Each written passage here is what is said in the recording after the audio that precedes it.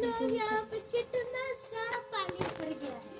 यहाँ पे सब खेत को तालाब बना दिया है और रोड को सब रोड चार भटिया बना दिया है। देख सकते हैं, देखिए देखिए, देख सकते हैं आप लोग। यहाँ पे टारा टारी का खेल हो रहा है। यहाँ पे सब टारी का रेस कर रहा है और आप लोग हैं कि घर में बैठे हुए हैं।